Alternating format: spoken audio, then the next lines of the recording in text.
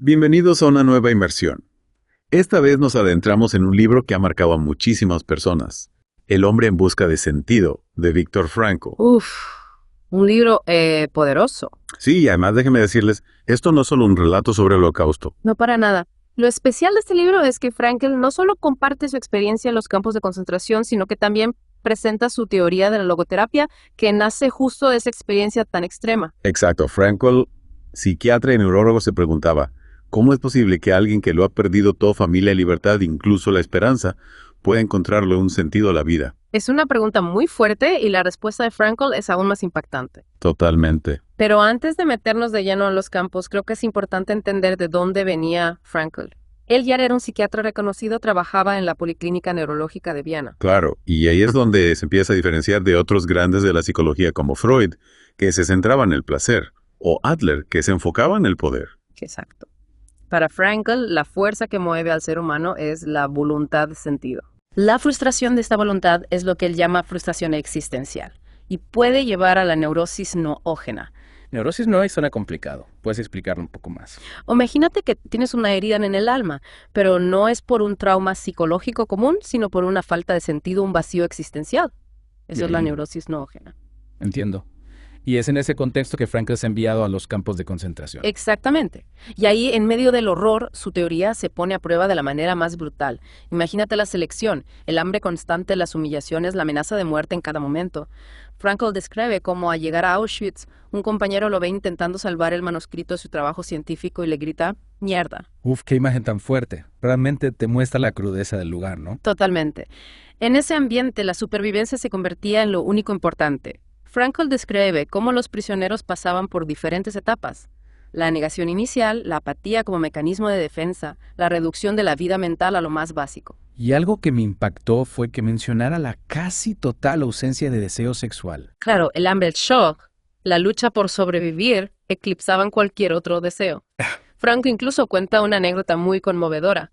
Una noche ve a un compañero agitado por una pesadilla y quiere despertarlo, pero se detiene. ¿Por qué? Porque se da cuenta de que ninguna pesadilla podría ser peor que la realidad del campo. Es una reflexión que te pone la piel de gallina, ¿verdad? Sin duda. Pero a pesar de todo ese horror, Frank observa algo fascinante. Te refieres a que quienes encontraban un propósito, un significado a su sufrimiento, demostraban mayor resiliencia. Exactamente. Es increíble, ¿no? Como el caso del prisionero italiano que cantaba arias a cambio de un poco más de sopa. Un ejemplo conmovedor de cómo la belleza y la voluntad pueden coexistir con el dolor. O el humor que también surgía como mecanismo de defensa. Frankl cuenta cómo él y sus compañeros inventaban historias absurdas sobre lo que harían al ser liberados. Y aquí llegamos a una de las ideas centrales del libro. El sufrimiento es inevitable, pero la actitud ante él es una elección. Incluso en el dolor más profundo podemos encontrar un sentido. Y esa búsqueda de sentido se vuelve aún más importante después de la liberación. ¿Verdad? Porque los sobrevivientes se enfrentan a nuevos desafíos, la dificultad para sentir alegría, la tentación de la amargura, la desilusión al ver que el mundo que dejaron ya no existe.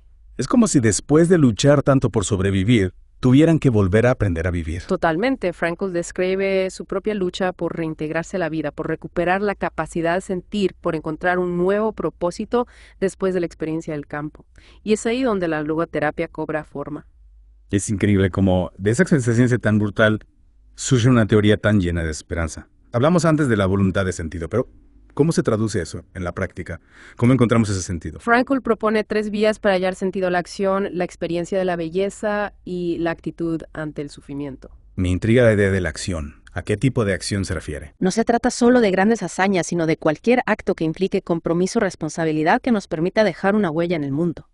Puede ser a través de nuestro trabajo, de nuestras relaciones, de nuestro compromiso con una causa. Entiendo. No se trata de ser héroes, sino de vivir con un propósito. Y la experiencia de la belleza. Frankl nos invita a abrirnos a la belleza que nos rodea, no solo a la artística, sino a la que encontramos en la naturaleza, en las relaciones humanas, en los pequeños detalles de la vida. Es curioso porque incluso en el campo de concentración, Frankl describe momentos de profunda conexión con la belleza, como cuando al amanecer contempla un pájaro posado cerca de él. Exacto. Esos momentos de contemplación de asombro ante la belleza pueden ser una fuente inmensa de sentido, incluso en medio del dolor. Y por último, la actitud ante el sufrimiento. Esta idea me parece la más compleja y a la vez la más poderosa. ¿Cómo podemos encontrar sentido en el sufrimiento? Frankl no dice que debamos buscar el sufrimiento, sino que es inevitable. Lo que podemos elegir es nuestra actitud ante él.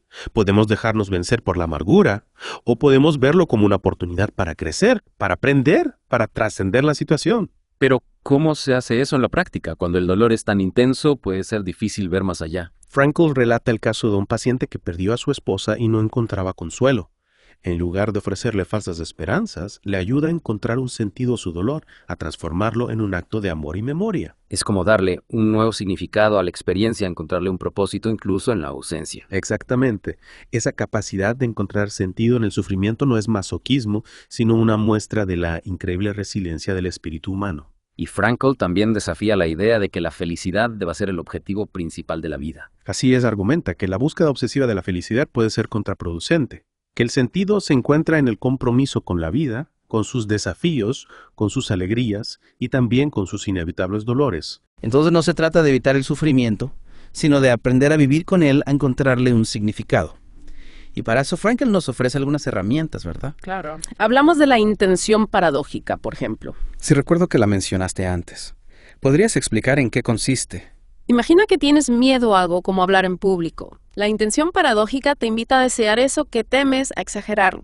En este caso, podrías proponerte sudar lo más posible, temblar e incluso desmayarte. Suena un poco extraño, ¿no? ¿Cómo puedes ayudar? Al desear lo que tememos, rompemos el círculo vicioso de la ansiedad. Al dejar de luchar contra el miedo, lo desactivamos. Es como si al aceptarlo le quitáramos poder. Interesante.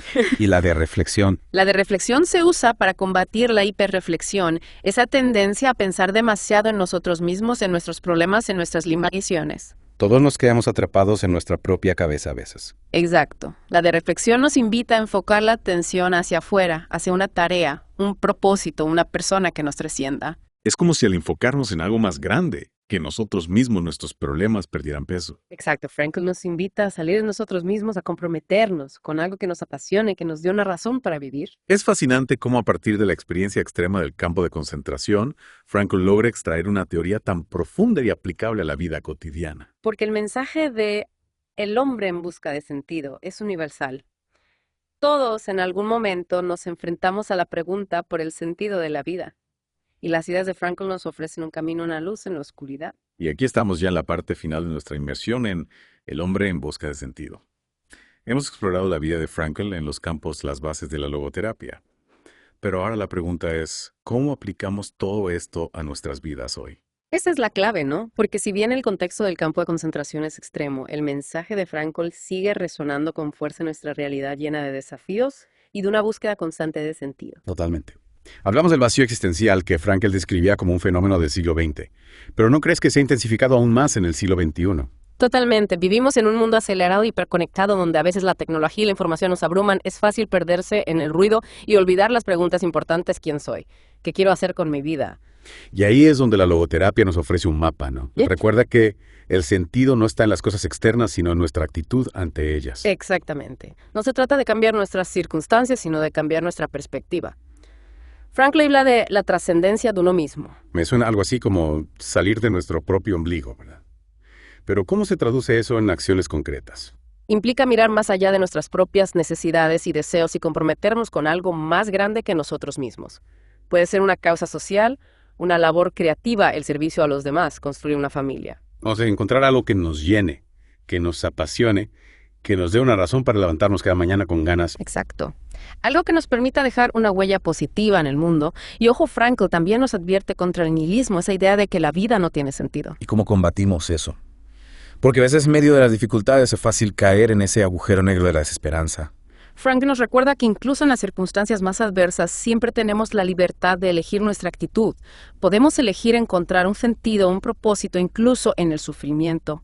Es como si nos dijera, la vida siempre te va a lanzar retos, pero tú decides cómo responder a ellos. Exactamente. Y para eso necesitamos desarrollar esa voluntad de sentido que mencionamos antes, esa fuerza interior que nos impulsa a buscar un propósito, a comprometernos con la vida. Y las técnicas de la logoterapia, como la intención paradójica o la de reflexión, son como herramientas para fortalecer esa voluntad. Sin duda, son herramientas prácticas para afrontar los desafíos del día a día, para cambiar nuestra perspectiva y encontrar ese sentido que buscamos. Entonces, El hombre en busca de sentido no es solo un libro sobre el Holocausto, sino una guía para vivir una vida con propósito, sin importar las circunstancias. Totalmente. Es una invitación a vivir con responsabilidad, con valentía, con apertura al misterio de la existencia. Y a recordar que el sentido no es algo que encontramos ya hecho, sino algo que creamos a través de nuestras acciones, nuestras decisiones, nuestra actitud ante la vida. Exactamente, Frank nos deja con una pregunta resonando en nuestro interior. ¿Cuál es el sentido que yo elijo crear en mi propia vida? Una pregunta poderosa sin duda. Y hasta aquí nuestra inmersión en El hombre en busca de sentido. Esperamos que les haya gustado este viaje a través de las ideas de Viktor Frankl, un libro que nos invita a reflexionar sobre el sentido de la vida incluso en medio de las dificultades. Hasta la próxima.